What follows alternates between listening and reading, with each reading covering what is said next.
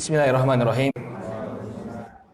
Innal hamdalillah nahmaduhu wa nasta'inuhu wa nastaghfiruh wa na'udzu billahi min shururi anfusina wa min sayyiati a'malina. May yahdihillahu fala mudilla lahu wa may yudlil fala hadiyalah.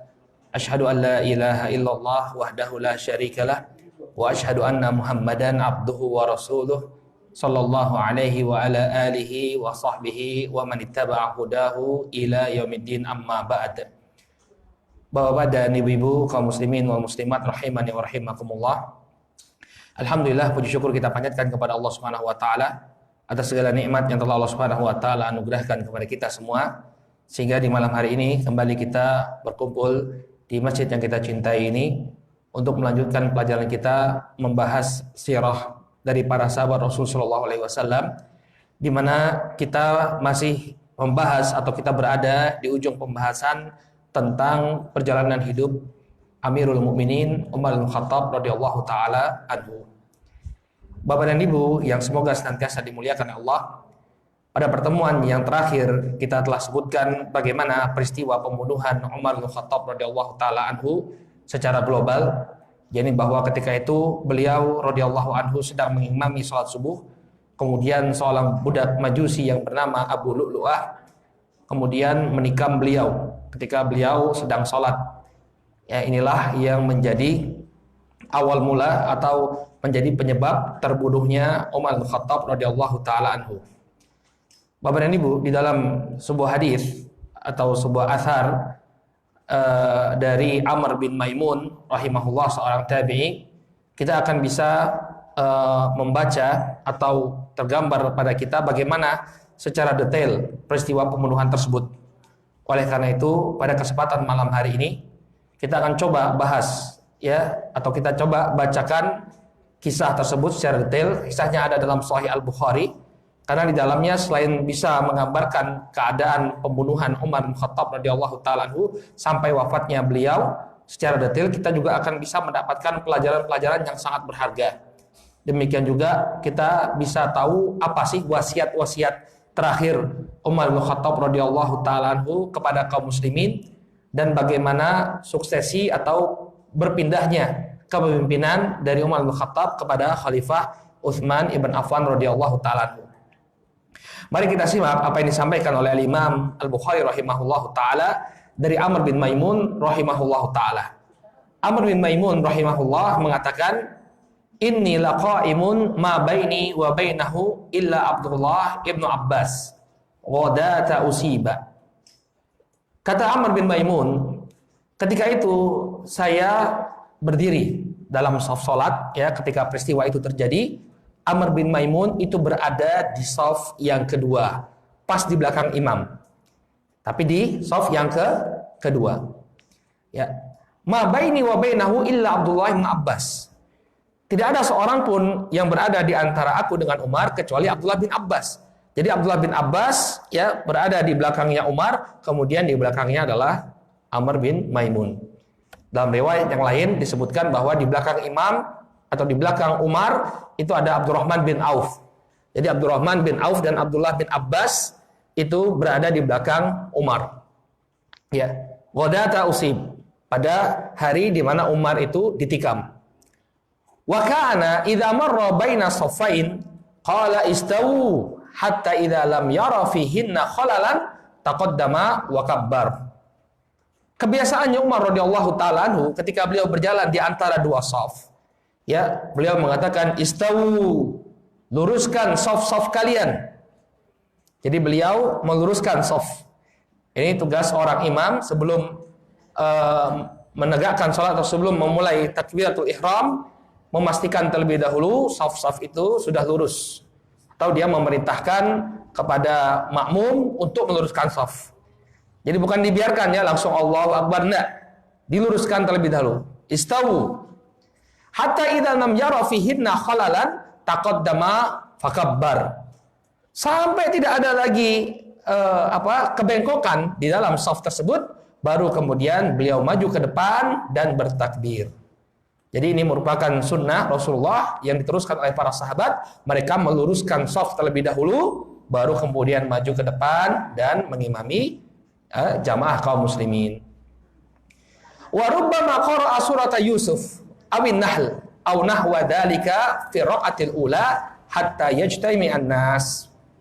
Dan biasanya Umar bin Khattab radhiyallahu anhu di waktu salat subuh beliau membaca surat Yusuf atau surat Nahl pada rakaat yang pertama.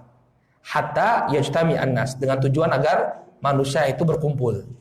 Jadi tidak kehilangan tidak kehilangan rakaat yang pertama.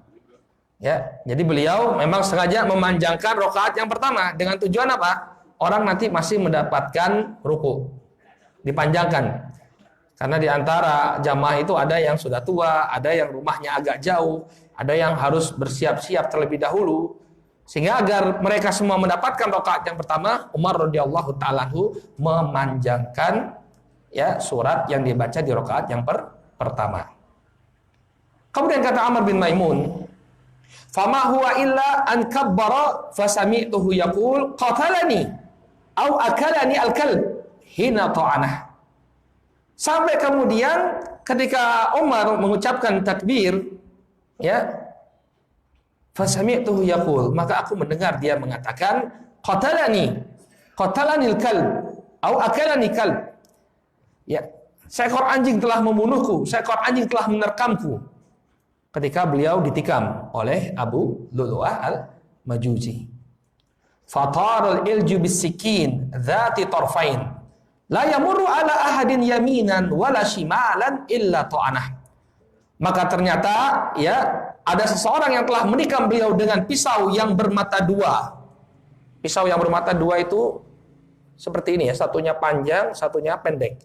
Jadi kalau menikam kena satu kemudian ditusuk lagi dengan yang kedua. Cas. Seperti itu. Kalau pisau kan cuma, kalau biasa kan yang kita lihat pisau itu cuma satu ujungnya. Satu matanya kan seperti ini. Tapi ini bermata dua. Berbelah seperti ini kemudian ditikamkan kepada Umar. Sebutkan dalam riwayat yang lain ya, beliau mendapatkan 3 tusukan atau sampai 6 tusukan. Ya, di punggung beliau, kemudian di perut beliau dan di berbagai tubuh beliau. Luar biasa tikaman yang diterima oleh Umar radhiyallahu taala anhu. Kemudian si pembunuh la yamuru ala ahadin yaminan wala shimalan illa ta'anah. Dan tidaklah dia kabur ke kanan dan kabur ke kiri melainkan dia menikam atau melukai seseorang. Jadi dia setelah menikam Umar, orang-orang berkumpul kemudian dia berlalu ke sana kemari mempertahankan dirinya dengan pisau yang bermata dua tadi. Hatta ta'ana 13 rajulan mata minhum sabah. Kemudian kata Amr bin Maimun, orang ini sampai melukai 13 orang sahabat, 13 orang jamaah sholat subuh. Ya, mata minhum sabah, yang meninggal di antara 13 orang itu ada 7 orang. Jadi yang menjadi korban bukan hanya Umar bin Khattab radhiyallahu ta'ala anhu, tapi jamaah sholat subuh.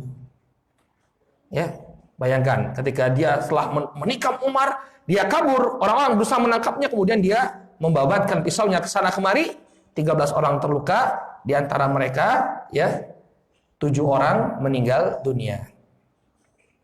Falamma ra'a dzalika rajulun minal muslimin taraha alaihi burnusan. Maka ketika si pembunuh ini ingin kabur, yakni Abu Lu'lu'ah al-Majusi ingin kabur, ada salah seorang di antara jamaah yang dia memiliki burnus. Burnus itu adalah pakaian yang ada tutup kepalanya, seperti yang dipakai oleh orang-orang Aljazair, orang-orang Maroko. Dia punya burnus yang tebal, kemudian dia lemparkan, karena nggak bisa ya, seperti jaring, dia lemparkan seperti jaring. Karena kalau tidak seperti itu, dia akan terus-menerus melukai manusia. Dilemparkan seperti jaring, kemudian ingin dikepung, nah Abu Lu'lu' ya, dia merasa bahwa dirinya sudah terjepit. Falamma dhannal ilju annahu ma'khudun nahara nafsah. Maka ketika ya orang ini sudah mengira bahwa dia akan ditangkap, dia membunuh diri. Dia bunuh diri. Jadi dia di dalam riwayat dia tusukkan pisau tersebut ke lehernya.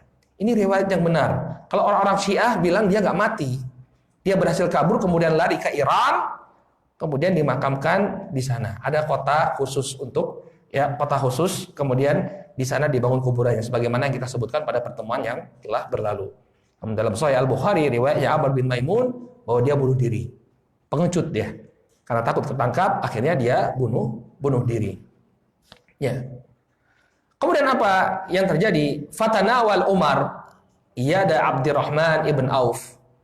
Maka ketika itu Umar radhiyallahu taala anhu, setelah beliau ditikam, beliau langsung mengambil tangannya Abdurrahman bin Auf, faqaddamah, kemudian beliau tarik ke depan. Ya. Maksudnya apa? Abdurrahman bin Auf diminta untuk segera menggantikan beliau menjadi imam. Ya. Jadi begitu kalau misalnya kita sebagai imam merasa tidak mampu melanjutkan melanjutkan sholat atau tidak mampu melanjutkan sebagai imam, kita tarik orang yang di belakang kita maju sebagai imam. Misalnya ketika membaca ayat dalam sholat ternyata suara habis, ya nggak bisa keluar, ya sudah keluar dari barisan, kemudian ke belakang, tarik orang yang di belakang kita untuk menggantikan menjadi imam. Faman yali Umar faqad ra'a alladhi ara. Orang-orang yang berada di sekitar Umar, ya, melihat apa yang terjadi. Ingat, dahulu masjid bukan seperti zaman kita, di mana terang benderang, ya, lampu itu banyak. Dulu enggak, ya, orang-orang sholat subuh dalam keadaan gelap, lampunya satu atau dua. Makanya peristiwa ini enggak semua orang dalam masjid tahu. Tidak semua orang dalam masjid tahu. Apalagi wallahu taala alam ketika itu Masjid Nabawi sudah diperluas. Tidak seperti masanya Rasul Shallallahu Alaihi Wasallam. Sehingga orang yang tahu kejadian ini hanyalah orang-orang yang ada di depan saja. Ya, faman jali Umar faqad ra'a alladhi ara. Orang yang ada di dekat Umar melihat sebagaimana apa yang aku lihat, kata Amr bin Maimun. Wa amma nawahil masjid fa innahum la yadrun. Adapun yang ada di pojok-pojok masjid, mereka tidak tahu apa yang sedang terjadi. Ghairu annahum qad faqadu sauta Umar. Hanya saja mereka kehilangan suara Umar. Ya, ketika Umar bertakbir, kok nggak ada lagi suaranya. Wahum yaqulun subhanallah, subhanallah. Dari ujung kedengaran suara subhanallah, subhanallah. Gimana ini? Kok nggak ada kelanjutan salatnya? Ya, jadi nggak semua orang tahu apa yang sedang terjadi di masjid ketika itu. Fasalla bihim Abdurrahman salatan khafifah. Maka kemudian Abdurrahman bin Auf melanjutkan sholat dengan sholat yang ringan. Ya, jadi ketika itu beliau membaca aqsaru as-surah, membaca surat yang paling pendek. Beliau membaca surat Al-Kautsar, ya, untuk memendekkan sholat. Jadi sholatnya biar pendek. Ya. Dalam riwayat yang lain atau ketika itu 2 rakaat, yang rakaat yang kedua beliau membaca Idza jaa nasrullahi wal fath. Jadi 2 surat yang pendek. Surat Al-Kautsar, inna a'tainakal kautsar fasholli rabbika wanhar, inna syani'aka wal abtar. Kemudian yang kedua, idza jaa nasrullahi wal fath wa ra'aitan nas yadkhuluna fi dinillahi afwaja fasabbih bihamdi rabbika wastaghfir innahu kana tawwaba. Selesai. Ini menunjukkan kefakihan seorang imam. Jadi imam itu harus tahu kondisi. Jangan kemudian dalam keadaan genting seperti ini kemudian panjangkan sholatnya. Ya, kalau kita menjadi imam, kemudian ada kondisi yang menuntut kita untuk cepat, maka baca surat yang pendek. Sebagai contoh misalnya, kita sedang berada di bandara. Sebagian orang kan dia menunggu waktu boarding, ya. Kadang imam nggak fakih. Ada orang baca surat agak panjang dia. Ya, padahal baca surat Qul huwallahu ahad pun sah sholat itu tadi. Maka kita harus bijak. Kalau antum menjaga jadi imam, bapak di sini menjadi imam, misalnya di bandara sedang menunggu, baca yang pendek saja, sholatnya sah kok. Dan nggak kehilangan keutamaan. Baca qul huwallahu ahad itu thuluthul Quran, sepertiga Al-Quran. Ya, jangan gengsi nih, wah masa kulhu.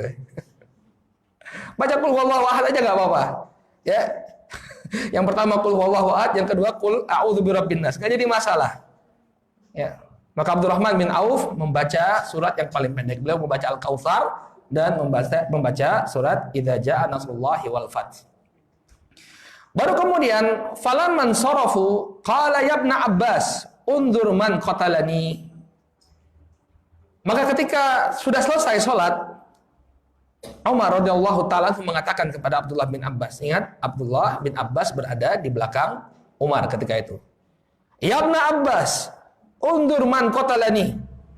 Ibnu Abbas, coba lihat siapa yang telah membunuhku. Fajala sa'atan thumma ja' faqala gulamul Mughirah. Ya. Kata Abdullah bin Abbas, beliau berjalan mencari tahu siapa orang yang telah berusaha membunuh Umar. Kemudian dia mengatakan gulamul Mughirah. Yang mencoba membunuhmu adalah budaknya Al-Mughirah, yakni Abu Lulu Al-Majusi. Al-Majusi. Qala as-san'u, qala na'am. Apakah budak si pengrajin itu? Kata Umar. Maka kata Abdullah bin Abbas, iya. Karena Abu Lu'lu ini dia seorang arsitek ya, dia prajurit Persia, kemudian tertangkap dalam peperangan. Lalu karena dia punya keahlian untuk membuat penggilingan gandum yang diputar dengan angin. Jadi kan orang Persia lebih advance ya, lebih teknologinya lebih maju lah daripada orang-orang Arab ketika itu. Maka dia mampu untuk membuat penggilingan gandum yang diputar dengan tenaga angin. Masya Allah.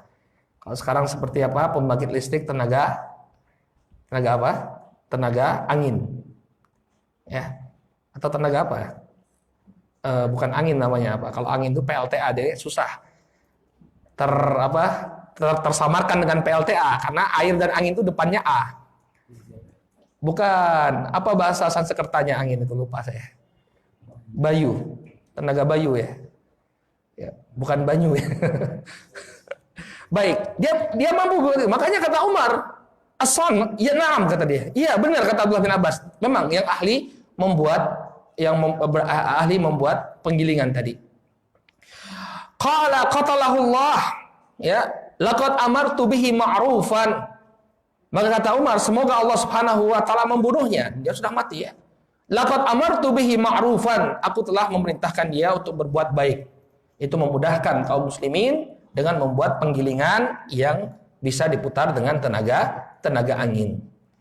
Lalu apa yang diucapkan oleh Umar? Alhamdulillahilladzi lam yaj'al mitati biyadi rajulin yadda'il Islam.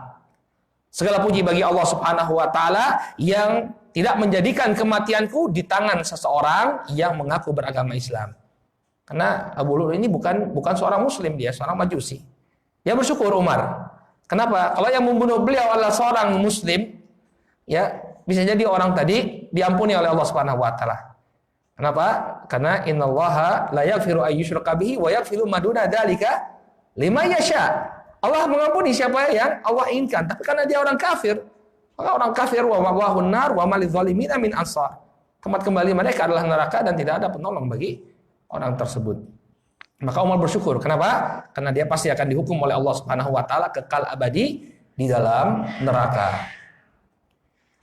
Kemudian kata Amr bin Maimun, Umar mengatakan kepada Abdullah ibnu Abbas, "Qad kunta anta wa abuk tuhibba an takthural uluj bil Madinah.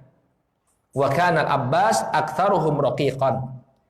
Maka kemudian Umar menegur Abdullah bin Abbas, "Engkau wahai Abdullah bin Abbas dan juga bapakmu ini paling suka memperbanyak budak-budak muslim ya di kota Madinah." Ya. Dalam budak-budak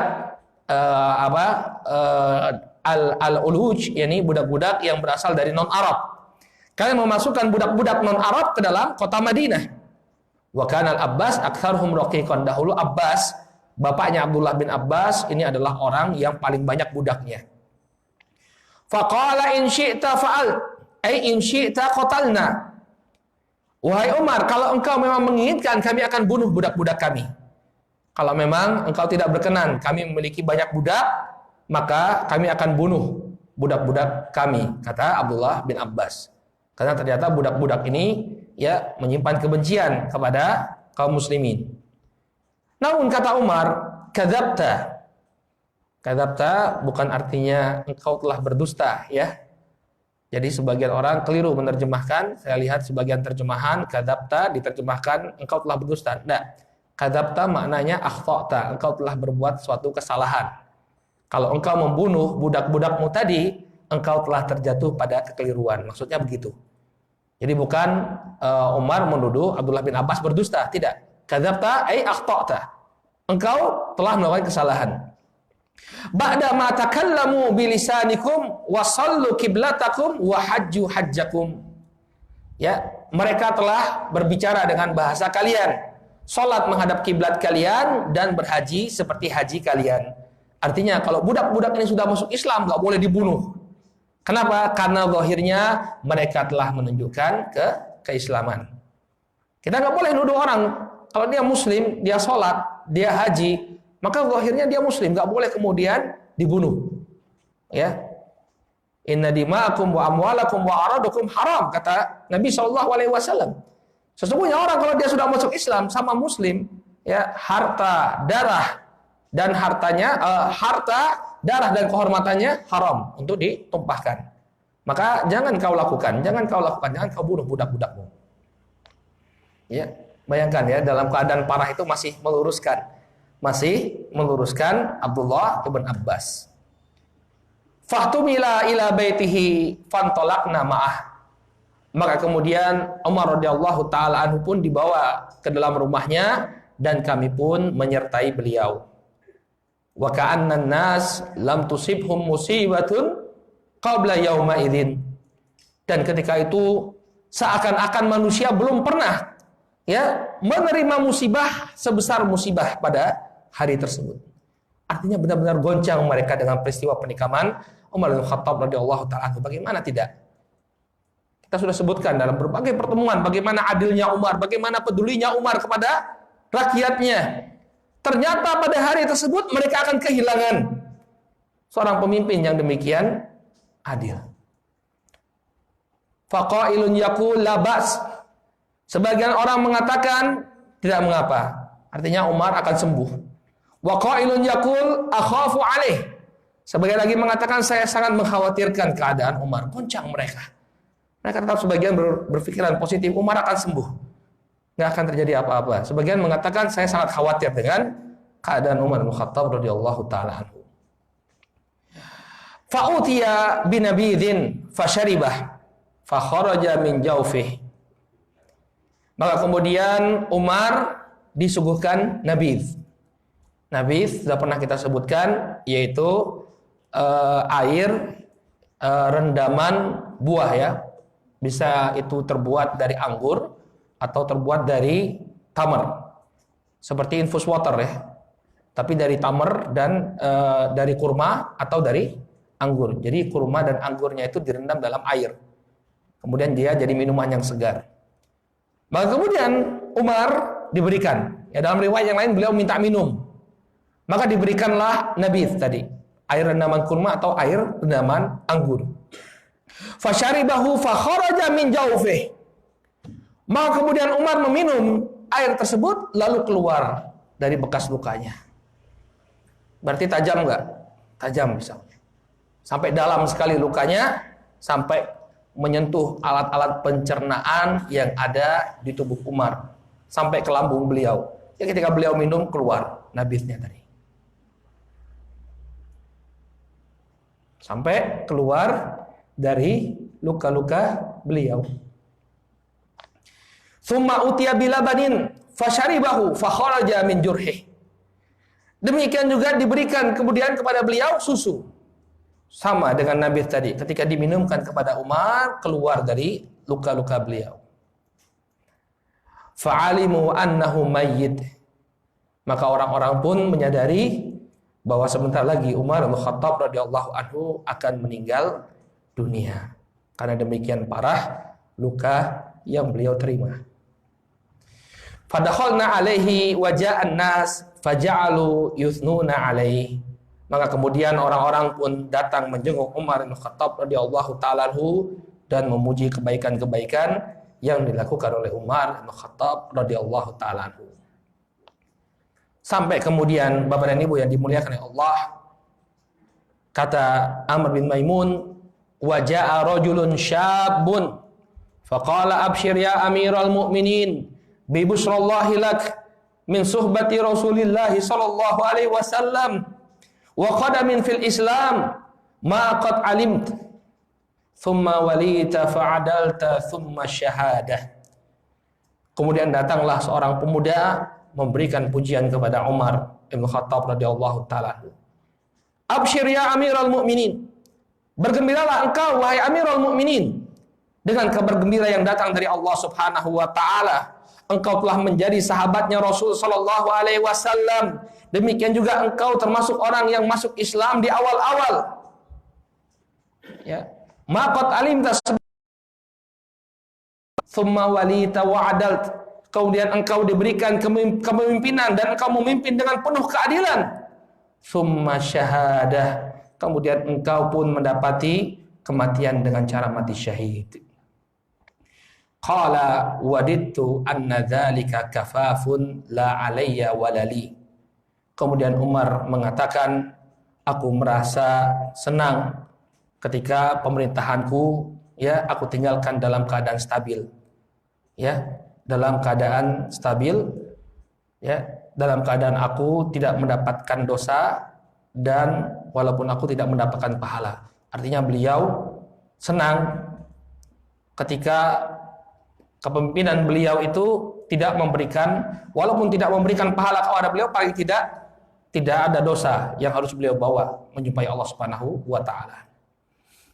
Nah, kemudian ini yang menjadi perhatian kita ketika Umar bin Khattab radhiyallahu anhu melihat pemuda ini ternyata sarungnya atau pakaiannya menjulur sampai menutupi mata kaki, maka Umar yang sedang terluka parah ternyata menegur pemuda tadi. Falamma adbara idza izaruhu yamassul ard qala ruddu alayyal gulam. Maka ketika pemuda tadi setelah memuji Umar radhiyallahu taala, dia meninggalkan Umar melihat bahwa kain yang dia pakai, entah itu gamisnya atau sarungnya, itu panjang menjulur sampai menyapu tanah. Faqala ruddu alayyal gulam. Maka kata Umar dalam keadaan luka parah menjelang kematian beliau memerintahkan para sahabat, panggil kembali pemuda tadi. Qala yabna akhi irfa thawbak fa innahu abqa li thawbik wa atqa li rabbik. Wahai keponakanku, wahai anak saudaraku, kata beliau, irfa thawbak, angkatlah pakaianmu, fa innahu abqa li thawbik, karena yang demikian itu lebih menjaga, ya, lebih menjaga keawetan pakaianmu, wa atqa li rabbik, dan lebih membuatmu bertakwa kepada Rabbmu. Karena Nabi Shallallahu Alaihi Wasallam dalam sebuah hadis mengatakan bahwa salah satu yang tidak dilihat oleh Allah Subhanahu Wa Taala pada hari kiamat nanti adalah orang yang menjulurkan pakaiannya di bawah mata kaki dengan penuh kesombongan. Ya, terlepas dari hukum apa hukumnya memakai pakaian yang melebihi mata kaki bagi kaum laki-laki, namun tentu yang paling afdol sebagaimana petunjuk Nabi Shallallahu Alaihi Wasallam bahwa pakaiannya laki-laki baik itu celana, sarung atau gamis itu di atas mata kaki inilah yang paling afdol. Ya, lihat bagaimana Umar radhiyallahu taala tetap melakukan amar ma'ruf nahi mungkar sampai ke detik kematian beliau. Ketika melihat terjadi kemungkaran, beliau menegur pemuda tadi. Ya. Kemudian apa yang diucapkan oleh Umar? Dia memanggil putranya Abdullah ibnu Umar. Ya Abdullah ibnu Umar, unzur ma'alayya minad dain. Wahai putraku Abdullah bin Umar, coba kau lihat apa, ya, coba kau hitung kembali hutang-hutangku. Ya. Fahasabuhu fawajadhu sittan wa thamanina alfan au nahwahu. Maka kemudian dihitung, ternyata hutang beliau ya sekitar 86.000, ya, 86.000 dinar atau yang semisalnya. Qala in wafalahu malu ali Umar fa'addihi min amwalihim. Apabila harta keluarganya Umar mencukupi untuk membayar hutang tersebut, maka bayarkan dengan harta mereka. Wa illa fasal fi bani Adi ibn Ka'ab. Kalau tidak, ya, coba hubungi Bani Adi bin Ka'ab, ini keluarga besarnya Umar. Jadi pertama beliau meminta agar utang itu dibayar dari harta keluarganya. Kalau enggak, minta kepada keluarga besarnya. Fa in lam tafi amwaluhum fasal fi Quraisy. Kalau juga tidak mencukupi, ya, untuk membayar hutang tersebut, maka mintalah kepada orang-orang Quraisy. wala ta'duhum ila ghairihim faddi anni hadzal mal. Jangan minta kepada selain mereka. Ya. Jadi Umar meminta agar keluarganya bekerja sama. Kalau memang beliau memiliki hutang, bagi Umar hutangnya bukan untuk apa-apa, bukan untuk memperkaya diri sendiri, enggak, tapi untuk membantu kaum muslimin. Ya. Maka ini pesan Umar kepada ahli waris beliau, yakni Abdullah bin Umar, untuk mengurus apa yang menjadi hutang-hutang beliau. Kemudian kata Umar kepada putra beliau, "Intalik ila Aisyah ummil mukminin, faqul yaqra'u 'alaika Umar assalam, fala taqul amirul mukminin, fa inni lastul yauma lil mu'minina amiran." Kata Umar, pergilah engkau kepada Aisyah ummul mukminin, katakan kepada beliau bahwa aku menyampaikan salam. Umar menyampaikan salam, kata beliau. Sampaikan kepada Aisyah bahwa Umar menyampaikan salam. Wala taqul amirul mukminin, jangan sampai kau mengatakan yang menyampaikan salam adalah amirul mukminin. Fa inni lastul yaum lil mu'minina amiran. Karena sesungguhnya pada hari ini aku bukanlah lagi menjadi pemimpin bagi mereka. Sudah selesai. Hari kematian beliau. Ya. Faqul yasta'dinu Umar ibn Khattab ayyudfana ma'a sahibai. Katakan kepada Aisyah bahwa Umar bin Khattab meminta izin untuk dimakamkan bersama dua orang sahabatnya, yaitu Rasul sallallahu alaihi wasallam dan Abu Bakar. Fasallama wasta'dana thumma dakhala 'alaiha fawajadaha qa'idatan tabki. Maka kemudian Abdullah bin Umar memberikan salam dan meminta izin, lalu masuk menemui Aisyah radhiyallahu taala anha dalam keadaan Aisyah sedang menangis. Karena kesedihan pun ternyata menghinggapi Aisyah atas peristiwa terbunuhnya Umar. Faqala yaqra'u 'alaika Umar bin Khattab. Kemudian kata Abdullah bin Umar, ya, Umar bin Khattab menyampaikan salam kepada dirimu. Ya, yasta'dinu ayyudfana ma'a sahibai. Dia meminta izin kepada engkau agar beliau bisa dikuburkan bersama dua orang sahabatnya. Faqalat kuntu uridu li nafsihi wa la uthiranna bihi al-yawma 'ala nafsihi. Maka kata Aisyah, sesungguhnya saya menginginkan tempat tersebut. Artinya beliau ingin dimakamkan bersama suami dan bapak beliau. Namun pada hari ini aku tidak lagi memikirkan diriku. Dia lebih memikirkan apa yang menjadi permintaan Umar radhiyallahu taala anhu. Falamma aqbala qila hadza Abdullah ibnu Umar qad jaa, ya, qala irfa'uni fa asnadahu rajulun ilaih faqala ma ladaika qala alladhi tuhibbu ya amiral mu'minin adinat. Maka kemudian Abdullah bin Umar kembali menemui bapaknya. Kemudian seseorang, Umar bin Khattab, meminta agar dia ditegakkan. Maka orang-orang pun menegakkannya. Ya, irfa'uni, angkatlah aku, tegakkan aku. Kemudian apa berita yang kau bawa, wahai Abdullah bin Umar? Maka kemudian aku membawa berita yang menggembirakan, wahai Amirul Mukminin, sesungguhnya Aisyah radhiyallahu taala anha telah mengizinkan engkau untuk dimakamkan, ya, di sebelah Nabi sallallahu alaihi wasallam dan Abu Bakar. Qala alhamdulillah ma kana min syai'in ahammu ilayya min dzalik fa idza ana qadaitu fahmiluni thumma sallim faqul yasta'dhinu Umar bin Khattab fa in adanat li fa adkhiluni wa in raddatni rudduni ila maqabiril muslimin. Kemudian kata Umar bin Khattab radhiyallahu ta'ala anhu, segala puji bagi Allah, inilah perkara yang terpenting bagiku. Jadi beliau menginginkan untuk dimakamkan di sampingnya Rasul sallallahu alaihi wasallam dan Abu Bakar.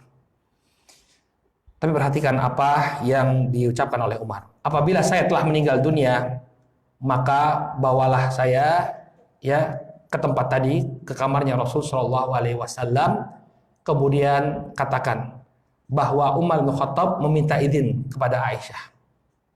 Jadi apa maksudnya ini? Tadi kan sudah diizinkan oleh Aisyah. Kenapa Umar bin Khattab radhiyallahu ta'ala meminta agar nanti kalau beliau meninggal minta izin lagi kepada Aisyah? Karena beliau tidak menginginkan Aisyah itu memberikan izin kepada beliau untuk dikuburkan dalam keadaan beliau masih hidup. Karena beliau masih statusnya Amirul Mukminin. Ya. Beliau nggak mau. Aisyah itu berat sebenarnya, ya.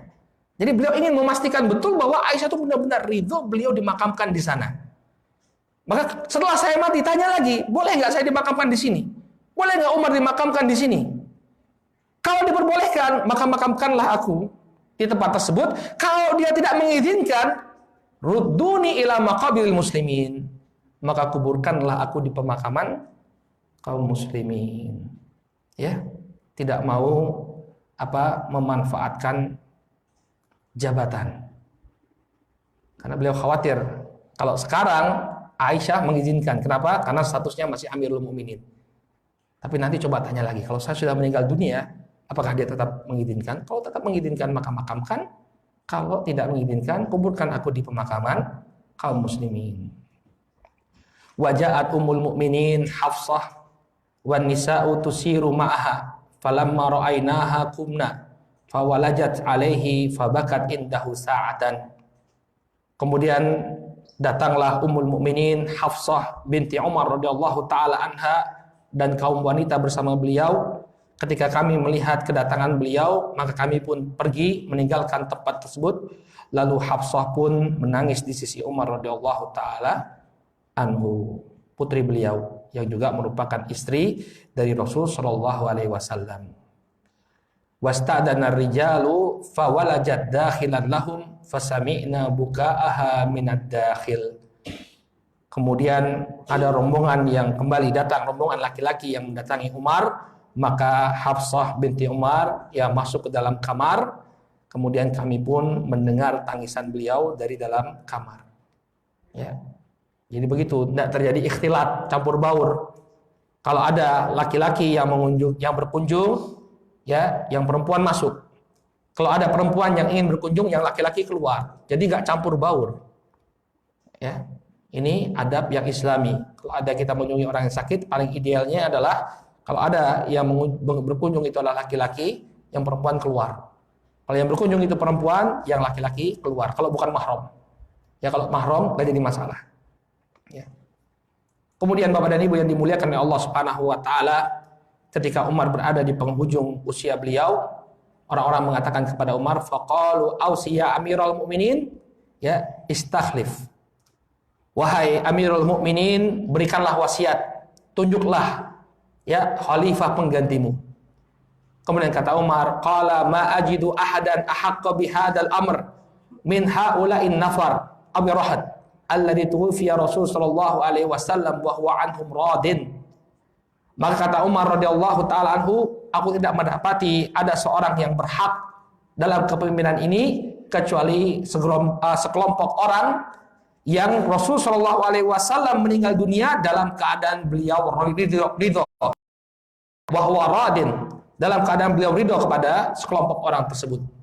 Fasamma Aliyan wa Uthmana wa Zubair wa Talha wa Sa'dan wa Abdurrahman. Maka beliau menunjuk 6 orang sahabat, Ali, Uthman, Az-Zubair, Talha, kemudian Sa'ad dan Abdurrahman bin Auf. 6 orang. Kita masih ingat Nabi SAW punya 10 orang sahabat yang paling utama, al-mubasysyaruna bil jannah, yang namanya disebutkan secara beriringan masuk ke dalam surga. Abu Bakar, Umar, kemudian 6 orang ini. Lalu kemana siapa? Abu Ubaidah. Abu Ubaidah sudah meninggal ketika beliau menjadi gubernur negeri Syam, kena wabah taun. Kenapa Said? Kemudian Said bin Zaid. Ada Said bin Zaid. Baru 10 kan? Coba Abu Bakar, Umar, Uthman, Ali. Kemudian Talhah, Az-Zubair, Sa'ad, Abdurrahman bin Auf, Abu Ubaidah, dan Said bin Zaid. Ada 2 orang yang kurang di sini. Abu Ubaidah bin Jarrah sudah meninggal dunia. Said bin Zaid tidak ditunjuk menjadi tim yang 6 ini.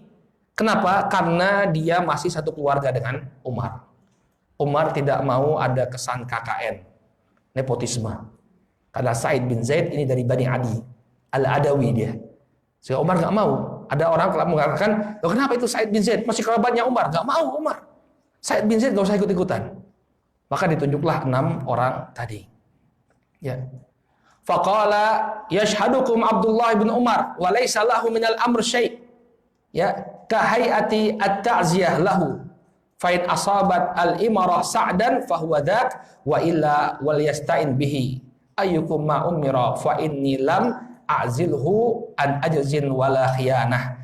Kemudian dia mengatakan Abdullah bin Umar akan menjadi saksi bagi kalian. Artinya dia mengamanahi kepada putra beliau Abdullah bin Umar untuk mengawasi suksesi kepemimpinan tadi. Kemudian beliau mengatakan apabila kepemimpinan jatuh kepada tangan Sa'ad, maka jadikanlah dia pemimpin. Namun apabila dia tidak menjadi pemimpin, maka jadikanlah dia sebagai pembantu urusan kalian. Lalu Umar sebagai khalifah mewasiatkan, ya, usi al khalifata min ba'di bil muhajirin al awwalin an ya'rifa lahum haqqahum wa yahfadha lahum hurmatahum. Maka aku berwasiat kepada khalifah setelahku untuk berbuat baik kepada kaum muhajirin, orang-orang yang pertama masuk Islam. Hendaknya dia menyadari hak mereka dan menjaga kehormatan mereka. Wa usihi bil ansar khairan alladzina tabawwa'ud dar wal iman min qablihim ay yuqbala min muhsinihim wa an yu'fa an musiihim. Dan aku berwasiat kepada khalifah setelahku untuk berbuat baik kepada orang-orang Ansar yang telah menempati Madinah ini, menempati negeri ini dan telah beriman sebelum kedatangan kaum Muhajirin, agar mereka menerima kebaikan orang-orang Ansar dan memaafkan orang-orang yang melakukan kekeliruan dari kalangan mereka.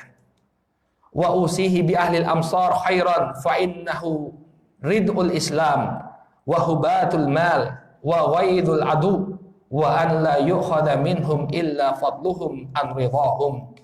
Dan aku wasiatkan kepada penduduk negeri, ya, aku wasiatkan kepada khalifah setelahku untuk berbuat baik kepada seluruh penduduk negeri, ya, karena mereka adalah pembela Islam dan mereka telah menyumbangkan harta mereka untuk Islam dan telah berjuang, ya, melawan musuh-musuh Islam. Apabila mereka mengambil zakat dari penduduk negeri, maka janganlah mengambil harta-harta yang utama kecuali dengan izin mereka. Wa usihi bil a'rab khairan fa innahum aslul arab wa maddatul islam ayyukhadha min hawashi amwalihim wa yuradda ala fuqaraihim. Demikian juga aku berwasiat kepada khalifah setelahku untuk berbuat baik kepada orang-orang Arab Badui, karena mereka adalah asalnya bangsa Arab dan mereka adalah perintis dari keislaman. Maka hendaknya diambil dari harta-harta mereka, bukan harta-harta yang terbaik mereka. Wa yuraddu ala fuqaraihim, kemudian dikembalikan kepada orang-orang fakir di tengah-tengah mereka. Wa usihi bi dhimmatillah wa dhimmati rasulih sallallahu alaihi wasallam an yufalahum bi ahdihim wa ay yuqatala min waraihim wa la yukallifu illa taqatahum. Kemudian aku berwasiat kepada khalifah setelahku untuk menjaga jaminan Allah dan jaminan Rasulnya. Artinya menjaga ahlu zimmah, orang-orang yang merupakan kafir zimmi, yang tinggal di tengah-tengah kaum muslimin, yang mereka membayar, ya, pajak kepada kaum muslimin, agar menepati janji kepada mereka dan memerangi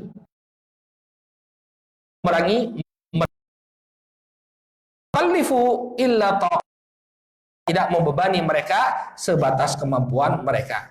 Artinya ketika mereka bayar jizyah kepada kaum muslimin, hendaknya disesuaikan dengan kemampuan mereka. Kemudian kata Amr ibn Maimun, amma qubida kharajna bihi fantalaqna namshi fasallama Abdullah bin Umar qala yasta'dinu Umar al-Khattab qala adkhiluhu fa udkhila fa wudi'a hunalika ma'a sahibai.